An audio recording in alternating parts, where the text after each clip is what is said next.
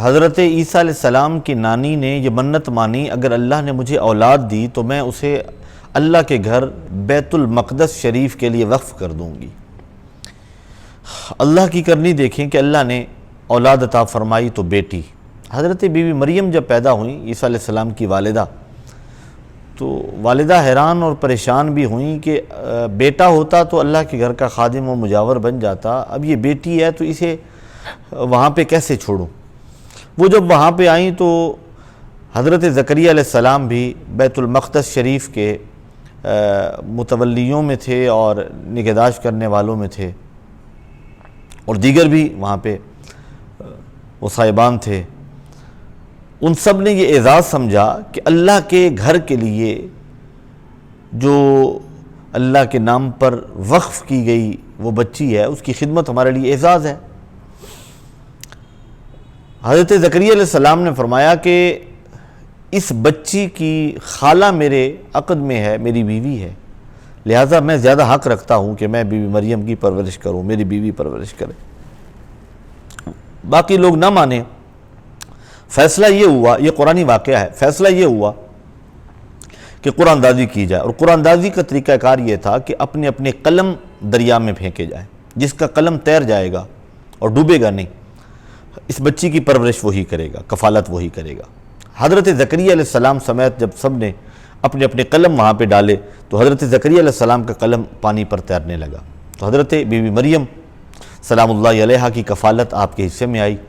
آپ نے بیت المقدس کے قریب ایک حجرہ بنایا، قرآن نے اسے محراب کے نام سے بیان فرمایا۔ اس حجرے میں بی بی مریم رہتی تھی، وہیں پہ ان کی پرورش ہو رہی تھی۔ جب تھوڑی سی ان کی عمر ہوئی اور چلنے پھرنے کے قابل ہوئی تو حضرت زکریا علیہ السلام اور آپ کی اہلیہ جس حجرے میں بیت المقدس کے بالکل قریب جس حجرے میں بی بی مریم رہتی تھیں اور جہاں پہ انہیں ٹھہرایا ہوا تھا،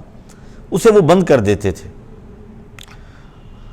حضرت زکریا علیہ السلام ایک وقت وہاں پہ گئے کسی وقت اور جا کے دیکھا کہ حضرت بی بی مریم کے پاس انواع و اقسام پھل موجود ہیں اور بے موسمی پھل موجود ہیں، یعنی جن پھلوں کا موسم نہیں ہے وہ بھی وہاں موجود ہیں۔ حضرت زکریا علیہ السلام نے سوال کیا، سورہ آل عمران میں ہے، یا مریم انا لکی ھذا،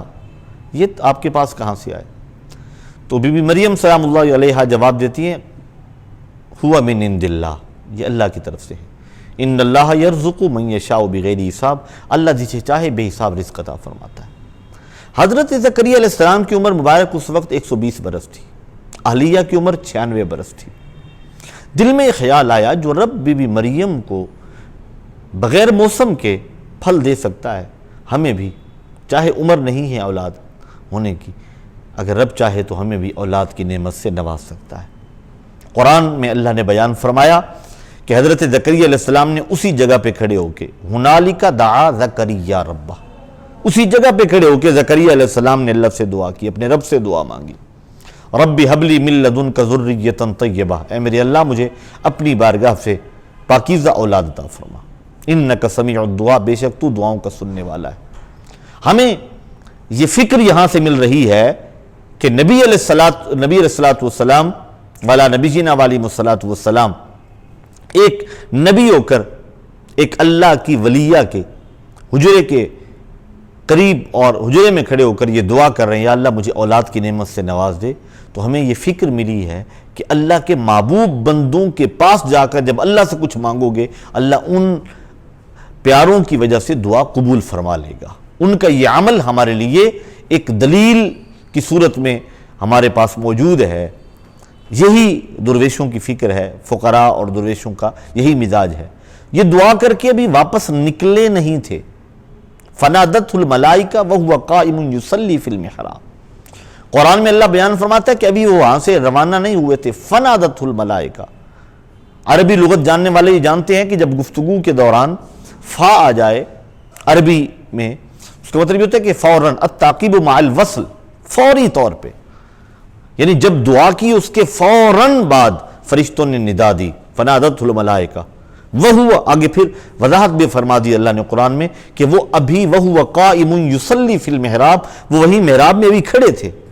اب یصلی کا معنی دعا بھی ہوتا ہے اور نماز بھی ہوتا ہے، یا وہیں کھڑے ہو کہ آپ نے نماز شروع کر لی تھی، یا وہیں دعا کر رہے تھے۔ یصلی کا معنی دعا بھی ہے، یصلی کا معنی درود بھی ہے۔ وہ وہیں کھڑے ہو کر محراب میں دعا کر رہے تھے، فرشتوں نے ندا دے کر یہ کہا ان اللہ یبشرک بیحییٰ، اللہ تعالیٰ آپ کو جناب یحییٰ علیہ السلام کی خوشخبری عطا فرماتا ہے۔ اللہ نے حضرت زکریا علیہ السلام کو 120 برس کی عمر میں، اور آپ کی اہلیہ کی عمر 96 برس تھی، جب آپ گھر جا کے بتاتے ہیں کہ اللہ نے مجھے خوشخبری عطا فرمائی ہے بیٹے کی، تو گھر والی کہنے لگی کہ یہ کیسے، کہ میں تو بوڑھی ہوں، سن ایاس کو پہنچ چکی ہوں، پاسبل ہی نہیں۔ اللہ کے نبی فرماتے ہیں کہ جب رب نوازنے پہ آئے تو پھر عمر نہیں دیکھی جاتی۔ تو اللہ رب العزت نے 120 برس کی عمر میں زکریا علیہ السلام کو، اور اہلیہ کی عمر 96 برس ہے، بیٹے کی نعمت سے نوازا، اور بیٹا بھی نبی جناب یحییٰ علیہ السلام۔ تو ہمیں سبق یہ ملا کہ اللہ کے محبوب اور مقبول بارگاہ بندوں سے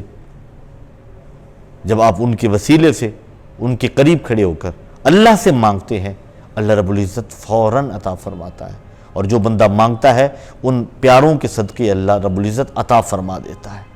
ہمیں بھی اللہ کے ان پیارے بندوں کے پاس، خیارکم الذین اذا رؤوا ذکر اللہ، جنہیں دیکھ کر اللہ یاد آ جائے، جن کے قریب بیٹھنے سے اللہ کی معرفت نصیب ہو، ان کے قرب میں بیٹھنے کی